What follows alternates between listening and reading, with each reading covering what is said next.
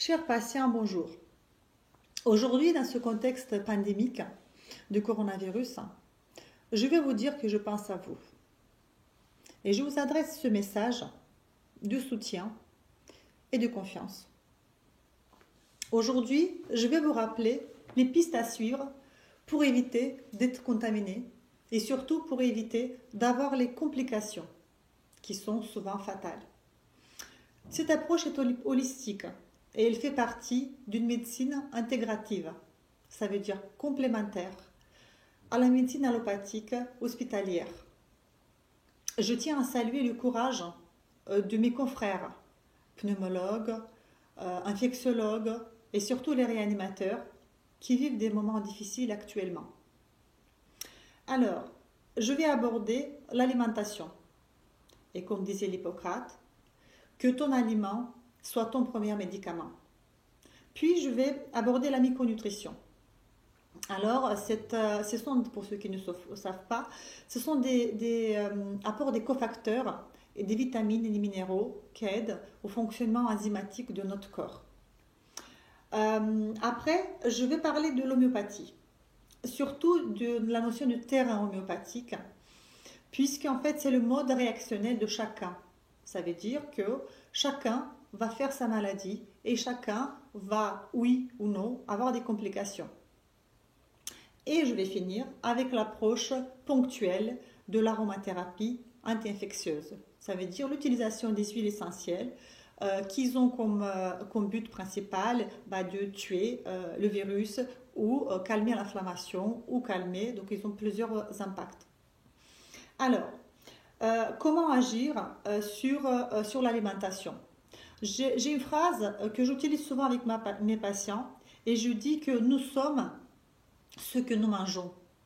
Donc ça veut dire que notre assiette, qu'elle soit bonne ou mauvaise, elle va induire la bonne ou la mauvaise réponse du système immunitaire. Donc le mot équilibré me paraît juste. Alors on va commencer à équilibrer l'équilibre. Donc on va équilibrer la balance acido-basique. Alors qu'est-ce que c'est? La balance acido-basique tissulaire, en fait, ce sont nos organes qui peuvent être plus ou moins avec un pH qui est plutôt vers l'acide. Comment on peut travailler tous les jours avec cette balance? C'est en apportant certains aliments qui sont acidifiants et d'autres qui sont alcalinisants. Donc les aliments qui sont acidifiants, ce sont surtout les protéines animales.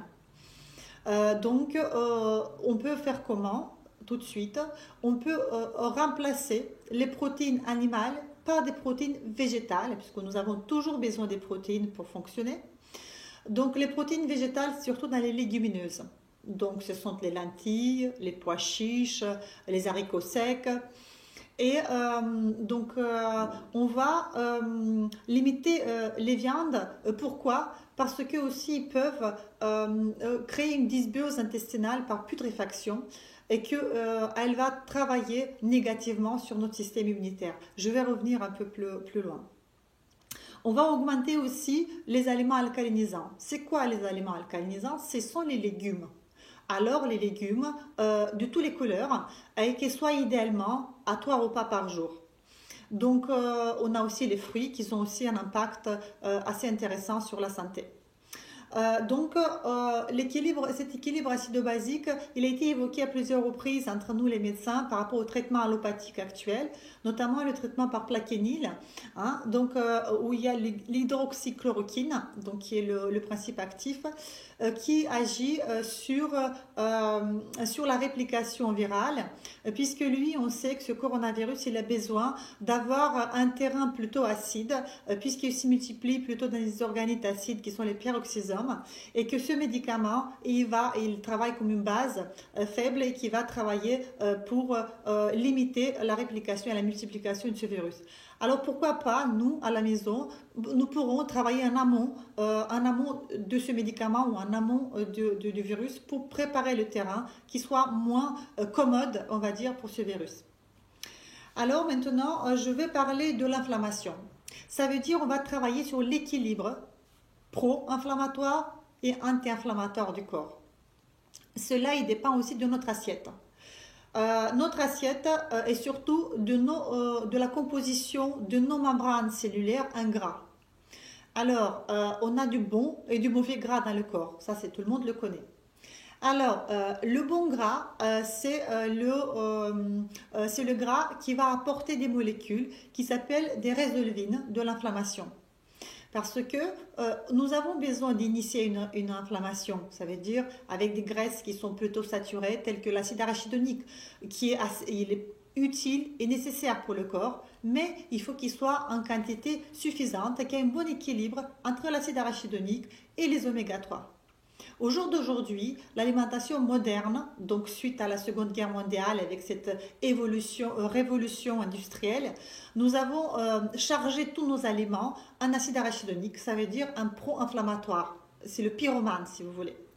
Et il y a une diminution assez conséquente des oméga 3, donc ça veut dire les gens ils mangent beaucoup plus de mauvais gras que du bon gras. Et si vous voulez, ces personnes-là, s'ils tombent malades, elles vont faire quoi? Elles vont avoir une réaction et bon, créer une bonne inflammation pour se protéger parce qu'elle est utile, mais ils vont avoir pas assez de pompiers, on va dire, pour calmer l'inflammation. Et c'est là qu'il y a les effets, l'emballement du système immunitaire avec la cascade des cytokines pro-inflammatoires et les gens qui vont en réanimation. Donc ces gens-là, comment faire? Comment nous préparer tout de suite? Donc on va travailler et on va limiter. Comme j'ai dit, les graisses saturées sont surtout dans le gras qui est figé, le gras d'origine animale. Et on va surtout privilégier le gras oméga 3 qui est plutôt dans les petits poissons. Donc ça veut dire que c'est les poissons qui sont en début de chaîne. Donc ça veut dire qu'au niveau de l'écosystème, on est bon. Donc ça sera les sardines, le maquereau, hareng. On va éviter les gros poissons, le saumon, le thon, pour les questions écologiques, mais aussi pour les questions qui ont beaucoup de dioxines dedans et que c'est des métaux lourds. Donc pour le système immunitaire, ce n'est pas très intéressant. Donc manger tous les jours, pendant un mois, actuellement, des petits poissons, que ce soit sous forme de rillettes ou sous forme de petites sardines. Donc il faut les utiliser plutôt en début de journée, parce qu'on va mieux les digérer en début de journée que le soir avant de se coucher. Pour les gens qui n'ont rien fait jusqu'à maintenant, qui ont mal mangé, entre guillemets, qui n'ont pas eu assez de petits poissons, ils peuvent faire des cures d'oméga 3. Ça veut dire EPA, DHA. Ce sont il faut choisir bien sûr des bons labos qui ne sont pas oxydés, puisqu'ils sont assez fragiles, les oméga 3. Et faire 1 gramme à 2 grammes par jour d'oméga 3 au milieu d'un repas pour améliorer l'absorption. Le problématique, c'est qu'il y a certains gens qui n'ont pas du tout mangé des petits poissons et que maintenant, ils mangent 5 grammes d'oméga 3. D'ailleurs, il y a beaucoup de conseils là-dessus, 5 grammes par jour pour rattraper le temps perdu. Il faut 3 à 4 mois pour moduler une membrane, pour la rendre moins inflammatoire. Donc, si on va charger avec une quantité importante d'oméga 3, on risque de créer des problèmes, d'aggraver le stress oxydant, d'oxyder ce gras-là, parce qu'on sait que les oméga 3 ils sont très fragiles et qu'ils s'oxydent vite, et dès la digestion dans l'estomac, elles vont commencer à s'oxyder. Donc, donner des grosses doses, ça ne me paraît pas judicieux. Par contre, 1 ou 2 grammes, ça me paraît bien, avec des aliments, donc manger des aliments colorés pour éviter cette peroxydation lipidique dès l'estomac. Et donc avoir quelques plantes anti-inflammatoires avec, parce que on sait que le profil de ces gens-là, il n'est pas très bien équilibré. Donc je vais parler au niveau de la phytothérapie qui est anti-inflammatoire, où on aura quelques plantes à rajouter assez intéressantes comme la curcuma. Alors la curcuma, c'est une plante que tout le monde parle. On a plusieurs variétés de curcuma, plusieurs modes d'administration. Donc on a la curcuma qui est le totum, ça veut dire toute la poudre, tout ce que la curcuma a dans une poudre.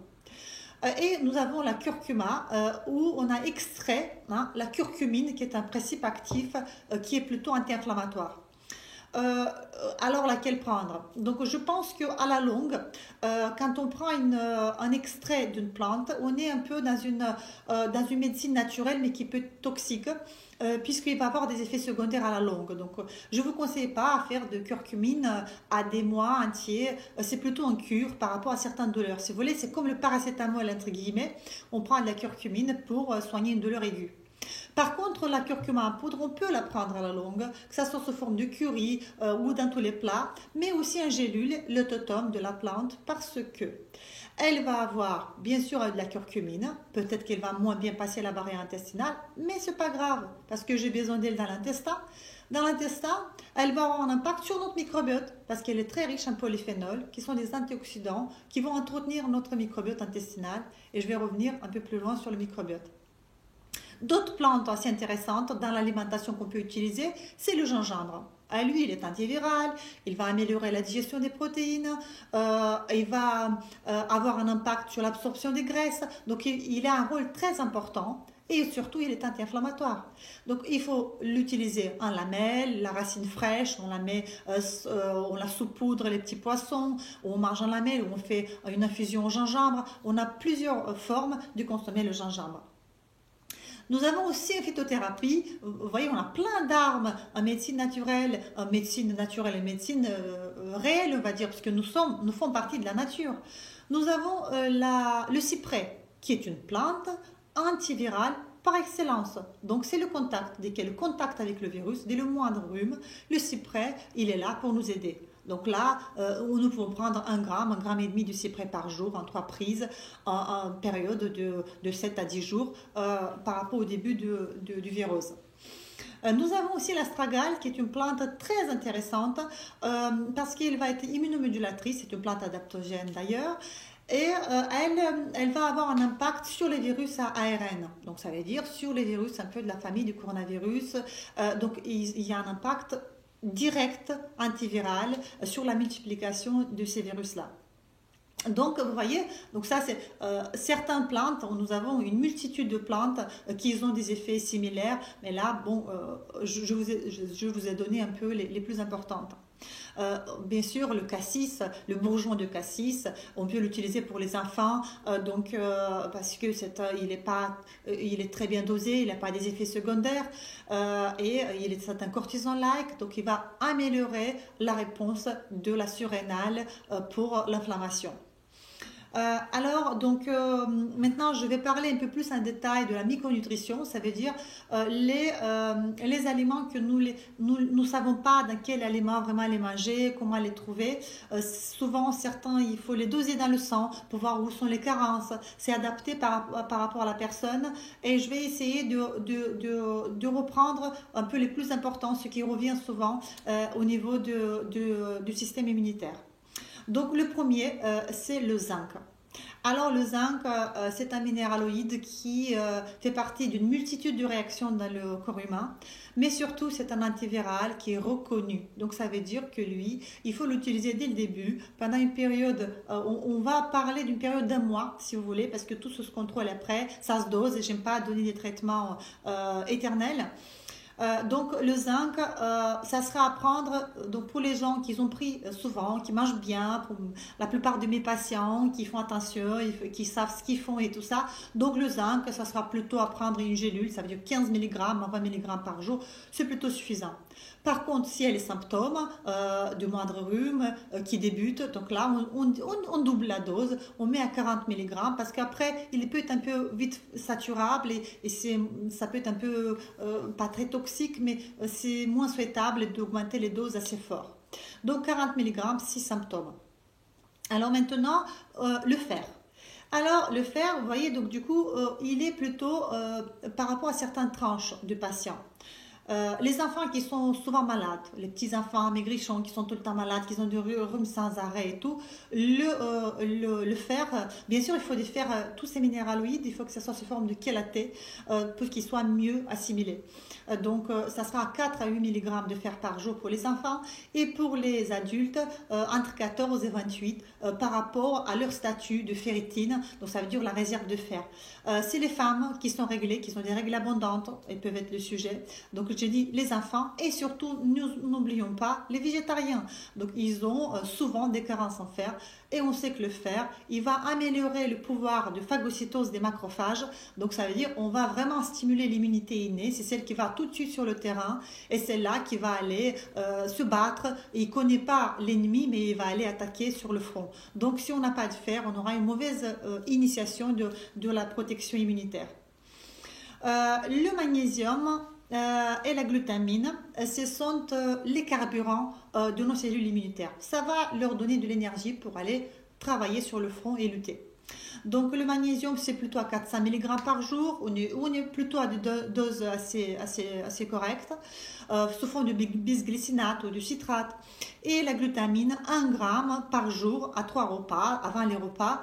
Elle a un double rôle, la glutamine. Donc, en plus d'être le carburant du système immunitaire, elle va avoir un rôle de réparer la barrière intestinale. Et c'est quoi qu'est-ce que c'est la barrière intestinale? C'est la première ligne de défense de notre système immunitaire.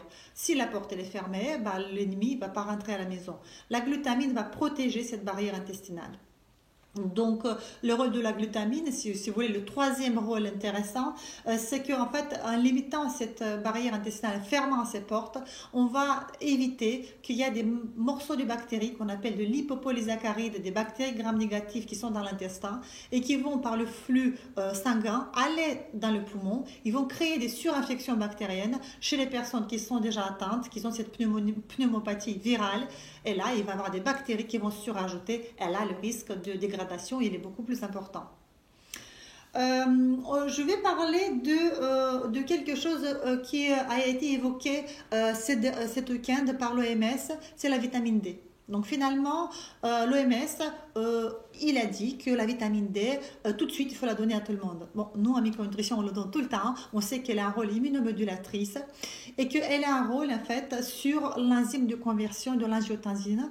Ça veut dire elle va travailler sur la réplication virale et elle a empêché, en fait, la rentrée du virus dans la cellule. Donc, elle est assez intéressante à 4000 unités internationales par jour, donc 4000 unités par jour. N'oublions pas, c'est une vitamine grasse, donc ça se prend au milieu d'un repas où il y a de l'huile, où il y a des petits poissons par exemple. La cure, c'est toujours, on fait 1 mois ou 2, après on contrôle, je répète toujours ça. Elle a aussi un rôle dans la barrière intestinale parce qu'avec le zinc, le fer, la vitamine D, la glutamine, ce sont des ingrédients indispensables pour une bonne barrière intestinale.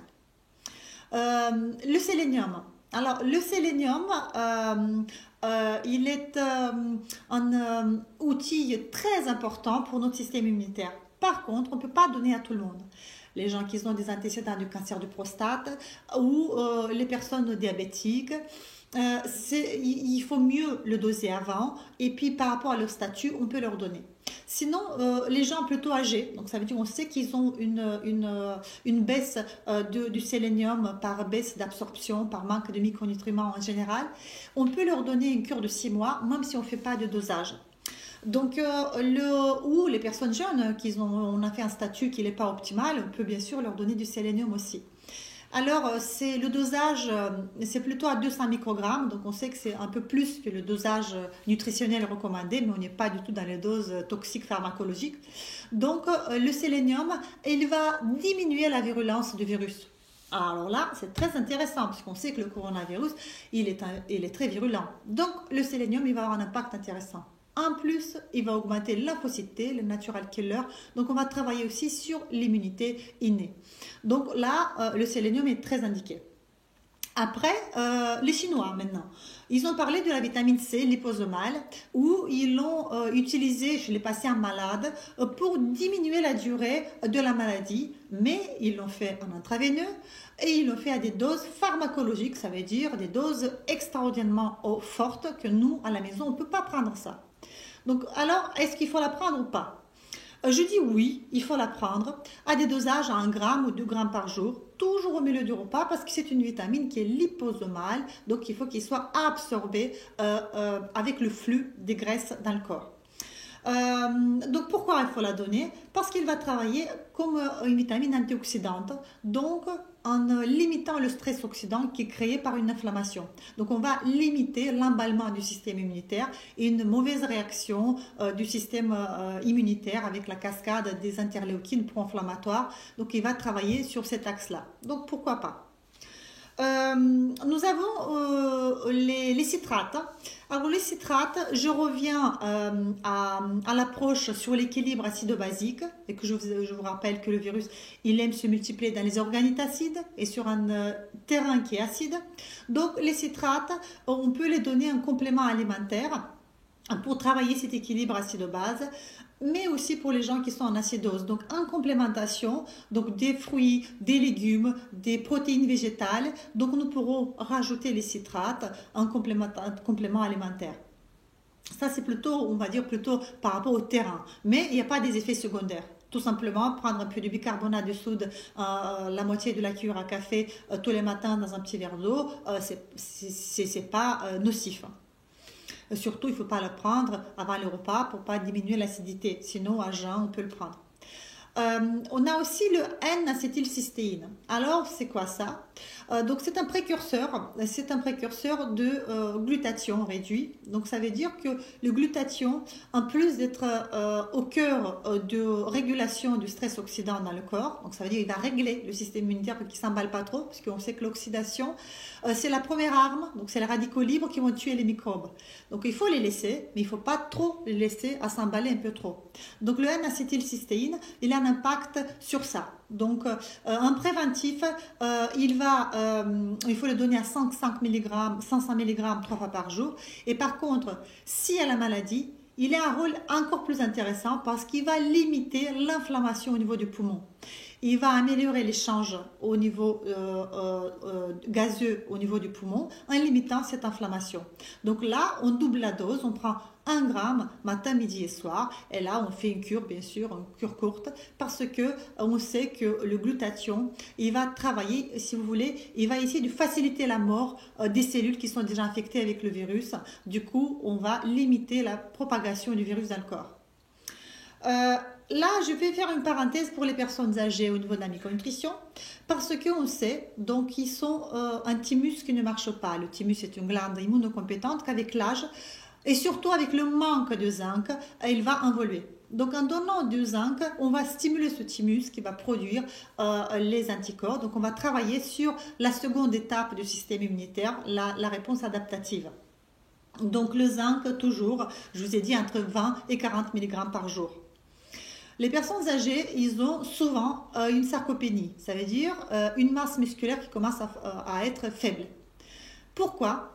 Parce qu'ils ont du mal à digérer les protéines.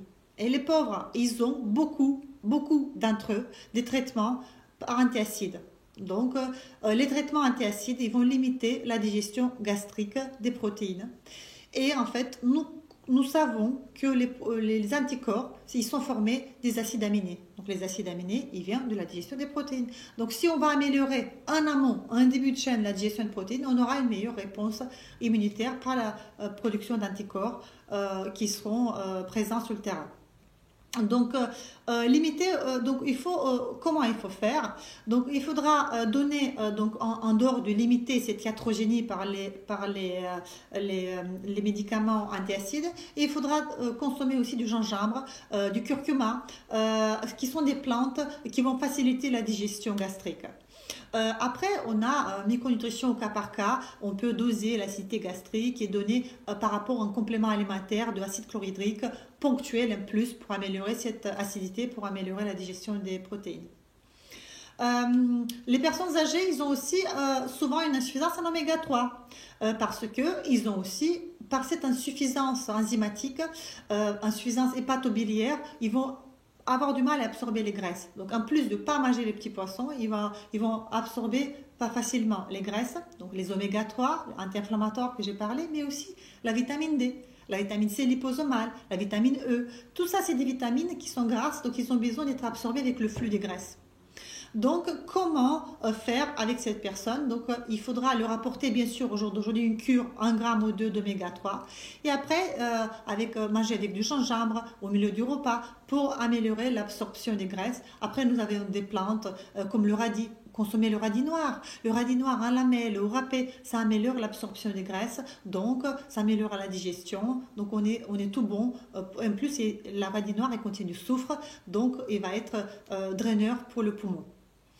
Avec la micronutrition, j'ai fini cette grosse parenthèse et on va maintenant parler de la gestion du stress.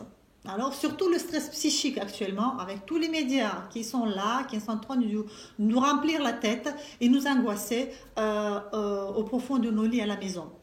Donc, ça veut dire que en stressant le corps, on va baisser notre système immunitaire par l'épuisement de la glande surrénale, puisqu'on n'a plus de cortisol pour avoir les bonnes défenses anti-inflammatoires endogènes du corps.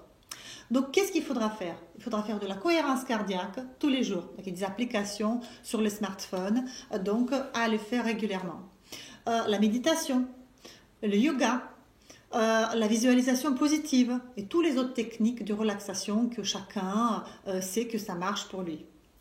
Après, on peut ajouter bien sûr du magnésium, donc 400 mg par jour, et les plantes. Alors la phytothérapie encore, on a la rhodiola, on a l'éléuthérocoque, c'est des plantes adaptogènes, ça veut dire qu'ils nous aident à passer des situations de crise comme maintenant, donc pour qu'on soit un peu qu'on sache faire face à ce virus. Il y a aussi les gens qui ont tendance à être plus anxieux. D'accord? Donc là, on a des plantes plutôt anxiolytiques, des plantes GABA qu'on appelle, c'est la passiflore, c'est la valériane, c'est l'aubépine. Donc tout ça, ça se prend par rapport au terrain de chacun, donc à adapter. Donc j'insiste, je ne dis pas qu'il faut prendre tout ce que je vous dis, mais à adapter, chacun va reconnaître en soi plutôt une fragilité, une anxiété, ou trouver un certain âge, ou quelqu'un qui sait qu'il a toujours mal au ventre, qui a toujours des selles qui sont mauvais, avec des gaz qui sont mauvais, oh, ils disent que là c'est mon microbiote. Donc vous voyez, chacun il va travailler un peu sur son fond. Maintenant, l'activité physique. L'activité physique, actuellement, puisque vous êtes à la maison, il faut travailler tous les jours. Alors, quel est vraiment l'exercice le plus intéressant? L'activité physique fractionnée à haute intensité, ça veut dire sur 30 minutes tous les jours. Donc, il faudra faire 10 minutes d'échauffement. Là, on s'étire, on s'échauffe un peu. Et après, il nous reste 20 minutes. Donc, sur les 20 minutes restantes, il faudra les diviser 30 secondes d'activité intense et 30 secondes de repos. 30 intense, 30 repos et ça sur 20 minutes.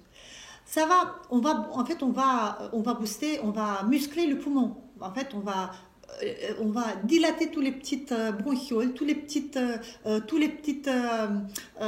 alvéoles, tout ce qu'il y a dans le poumon pour essayer d'améliorer l'échange. Donc, on va oxygéner le sang et muscler la musculature du poumon. Très importante au jour d'aujourd'hui. Donc, à les faire tous les jours. D'ailleurs, cette activité physique, elle est très très indiquée aussi pour les personnes qui sont en surpoids. Parce que nous savons que les gens qui sont en surpoids, qui sont obèses, donc ils ont un tissu gras. Le tissu gras, il est souvent enflammé. Il va produire une molécule qu'on appelle la leptine.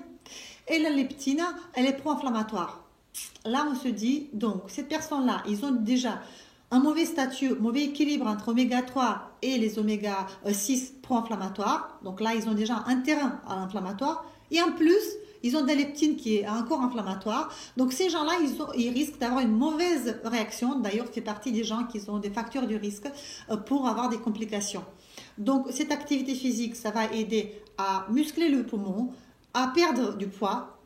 Et aussi, donc ces gens-là, il faut leur donner des plantes anti-inflammatoires. Donc, que j'ai évoqué déjà au précédent. Le sommeil, très important, surtout le premier sommeil profond en début de nuit. Lui, il va augmenter le système immunitaire parce qu'on sait qu'il y a une rencontre entre plusieurs hormones avant minuit. Donc, et là, c'est la régénération du corps. Et aussi, pourquoi il faut se coucher tôt? Pour avoir une bonne synchronisation de nos horloges biologiques. Ça s'appelle la chronobiologie. Il faudra se lever tôt, manger bien, manger protéiné, et puis le soir on mange léger, on mange plutôt hydrate de carbone. Donc tout ça, ça aide au corps de fonctionner. Et que la mélatonine, nous savons tous, que c'est le grand chef de synchronisation de toutes les horloges biologiques. Et elle a été démontrée qu'elle a un impact immunostimulant. Elle travaille sur le système immunitaire. Donc les gens qui se couchent tard, ils auront un mauvais système immunitaire. Et pour finir, c'est avec la dysbiose intestinale que je vais expliquer un peu l'approche sur le système immunitaire. C'est quoi une dysbiose intestinale? C'est un microbiote qui est malade, qui est inexistant ou qui travaille très peu. Dans mes patients, une grande partie du patient, ils ont une dysbiose intestinale. Donc, comment faire? On sait que les bactéries du microbiote intestinal, on a à peu près 100 000 milliards de bactéries dans le ventre, elles vont être en permanent contact avec notre système immunitaire. On sait qu'il y a 80% du système immunitaire qui est de l'autre côté de la barrière intestinale. Donc, ils sont en train de parler en permanence. Mais ils ont un équilibre, ça veut dire qu'ils vont se tolérer. Par contre, si le microbiote il a changé, qu'il y a des mauvaises bactéries qui sont ancrées dans ce microbiote, ils vont donner des mauvaises impulsions et des mauvaises informations à notre système immunitaire. Du coup, il va s'énerver, il va créer une inflammation et du coup, la barrière intestinale, elle va être rompue. Donc, cet équilibre va être rompu et il va y avoir un afflux de ces fameuses lipopolysaccharides, mais aussi des champignons et aussi des virus qui vont passer à travers la barrière intestinale et via le voie sanguine. Ils vont aller partout dans le sang, créer une grosse inflammation et là, on va avoir une dégradation du patient. Donc, l'importance. On sait que le coronavirus, surtout chez les personnes âgées qui ont une barrière intestinale qui est assez précaire, il y a des formes digestives atypiques de ce virus-là. Donc là, on est vraiment dans le sujet avec le microbiote intestinal. Comment faire? Alors, tous les jours, j'ai déjà évoqué limiter les protéines animales pendant un mois maintenant et les remplacer avec des protéines végétales. D'accord? Deuxième chose, il faudra augmenter l'apport en fibres alimentaires. C'est quoi les fibres? Ce sont tous les légumes, la pomme, donc la pectine de la pomme, les poireaux, les artichauts, les asperges. Ils sont tous bourrés des prébiotiques qui sont plutôt bifidogènes. Donc ça veut dire que ça va stimuler le microbiote et la flore qui va produire donc des bifidobactéries, donc des lactobacilles. Donc tout ça, ça va travailler ensemble pour avoir une meilleure discussion avec notre système immunitaire. Donc les personnes âgées, mais aussi pas que, les personnes âgées, c'est les personnes avec des maladies chroniques qui ont beaucoup des médicaments antiacides que j'ai déjà évoqués au niveau de l'estomac. Et ben eux, ils sont très largement impliqués dans cette dysbiose intestinale. Donc, s'il n'y a pas vraiment une grosse indication, revoyez avec votre médecin traitant, est-ce que c'est nécessaire, oui ou non, ces antiacides. Et pour continuer sur la voie des donc les médicaments, les iatrogénies, c'est aussi les anti-inflammatoires non stéroïdiennes que nous savons très bien qui travaillent en amont de la cascade inflammatoire et va bloquer toute l'inflammation, même la bonne inflammation. C'est pour ça qu'ils sont déconseillés. Les plantes anti-inflammatoires, non, elles ne vont pas décapiter l'inflammation au niveau du cou, elles vont décapiter que vraiment la cascade au niveau de là où ça coince, si vous voulez, mais il va laisser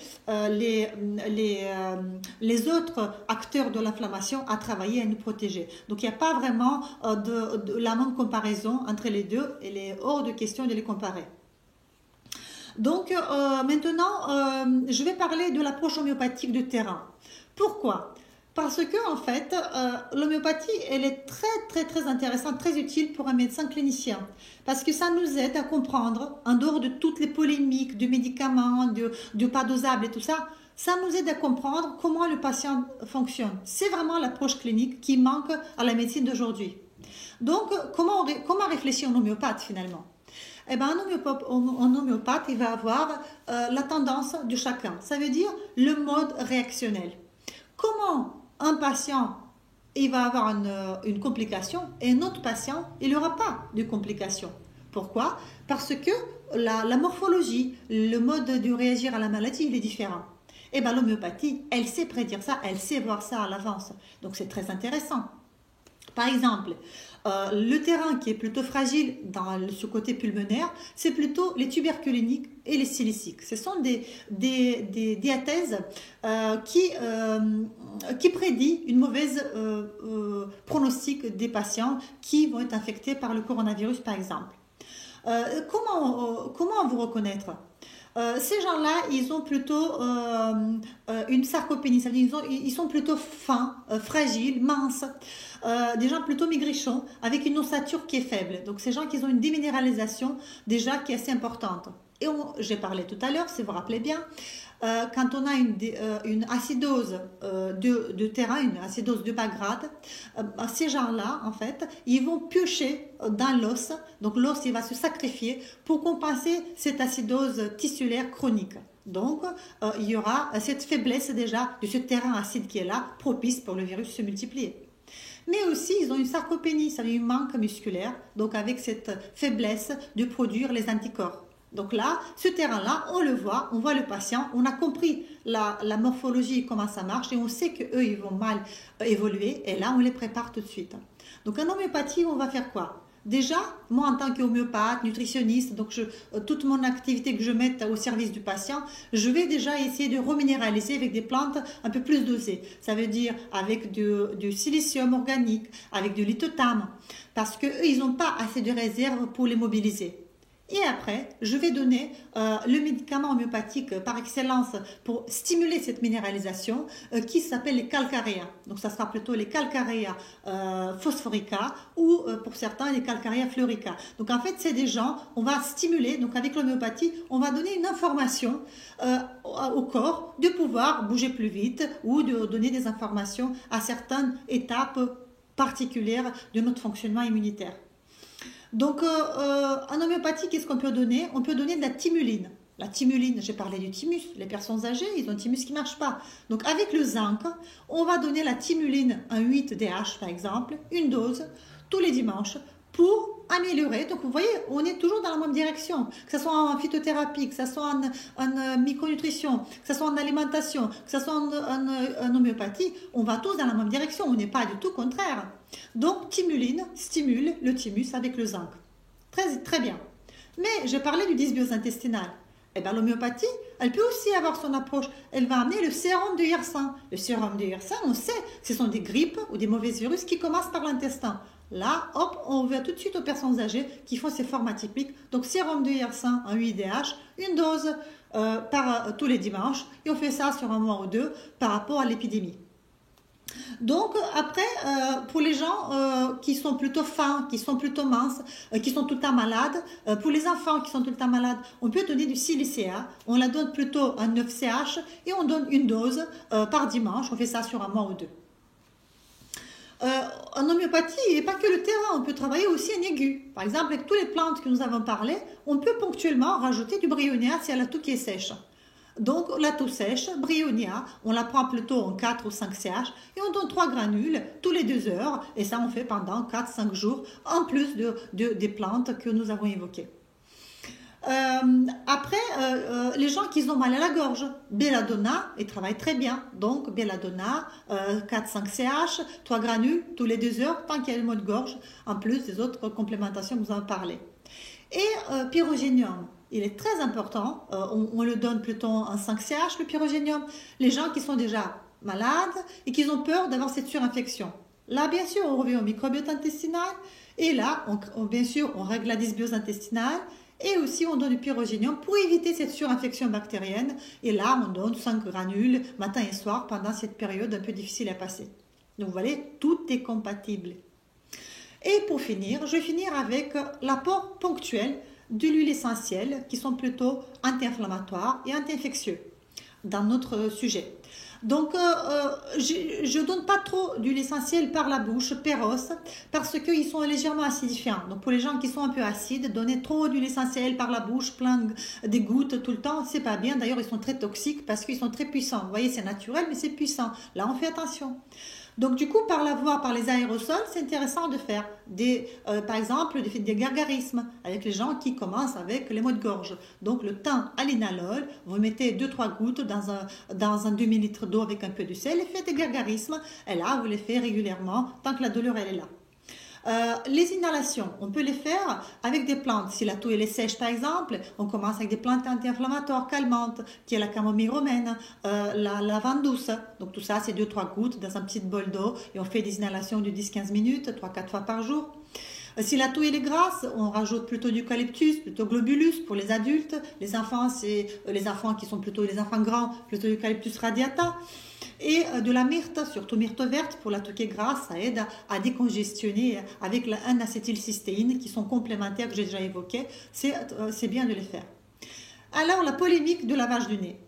Je ne comprends pas beaucoup pourquoi il y a cette polémique-là. Puisque dans toute mon expérience, dans toute mes expériences de mes confrères, quand il y a des viroses, en aromathérapie, on préconise des lavages nasales avec des huiles essentielles plutôt antiviraux globaux comme la ravinsara, le niaouli, le cyprès, pour les non-allergiques au cyprès. Elles agissent très bien pour limiter l'inflammation. Pourquoi pour ce virus-là, lavage du nez, ça dissémine, ça l'amène dans le poumon. On fait l'inhalation, quand on lave le nez, on met d'un côté, ça sort de l'autre, et là ça sort de l'autre, ça va pas dans le poumon. C'est surtout les enfants qui sont couchés, qui ont fait la désobstruction nasale, les petits, et que là c'est clair qu'il y a dans les bronches qui tombent un peu d'eau. Mais là, je ne comprends pas cette polémique. En prévention, pourquoi pas le faire? Pour les très malades, je ne sais pas vraiment quoi vous répondre dans cette question, mais je ne la comprends pas, pour vous dire franchement, et que là, je reste sans réponse pour les gens qui sont malades du coronavirus. Et ce lavage de nez, pour moi, il me paraît un peu pas très logique, mais je reste sans position assez fixe. Par contre, en prévention, je suis pour le oui, bien sûr, et je le fais tout le temps, moi personnellement. Et donc, alors, quelle est la question finalement qui se pose pour moi par rapport à ce virus-là? La question pour moi, c'est une question globale en fait. Ça veut dire d'où il vient ce virus-là. Donc là, c'est pour vous mettre un peu un petit doute, on va dire. D'où vient le virus? Est-ce que ce virus-là, c'est vraiment il a échappé à des expériences qui ont été faites quelque part dans les labos? Ça, on ne le sait pas encore. Mais je pense que la part la plus importante qui pour moi, elle est à l'esprit, c'est encore la question du déséquilibre. Rappelez-vous, dès le début, je parle sur la question d'équilibre. Et ce déséquilibre, mais c'est un déséquilibre global, ça veut dire sur la planète entière, le global de l'écosystème entre les bactéries et les virus. Nous avons abusé des antibiotiques. Il y a une antibiorésistance, surtout dans les pays asiatiques, qui est très très forte. Et là, donc, bien sûr, c'est l'émergence des virus qui sont de plus en plus pathogènes. Du coup, là, on voit l'empreinte de l'humain sur l'écosystème de cette planétaire de micro-organismes. Je pense que nous ne sommes pas pour rien là-dedans et c'est pour ça que je ne sais pas si on paye le tribut et tout ça. En tout cas, il faut se poser la question, quel est notre impact sur cette épidémie-là? C'est sûr qu'il y est pour quelque chose. Donc, pour finir, pour faire une conclusion, le confinement, il reste utile quand même pour éviter donc le contact entre les personnes vulnérables et pas vulnérables. Mais surtout ce confinement, il est très très utile pour ce rendez-vous inédit qui est avec soi-même. Réfléchissez. Il faut se voir, regarder dans une glace et se dire qu'est-ce que j'ai fait avant?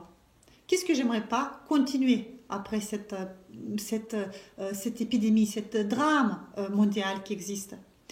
Et je vous conseille de respecter, de manger mieux. C'est facile finalement. Manger mieux, respecter les gens, les filières de proximité. Encourager les gens à côté de vous qui mangent du biologique. Méditez, faites de la méditation. Respectez la nature. Respectez ceux qui sont autour de vous. Et surtout, respectez vous-même. Et je vous embrasse et je vous souhaite bon courage. À bientôt.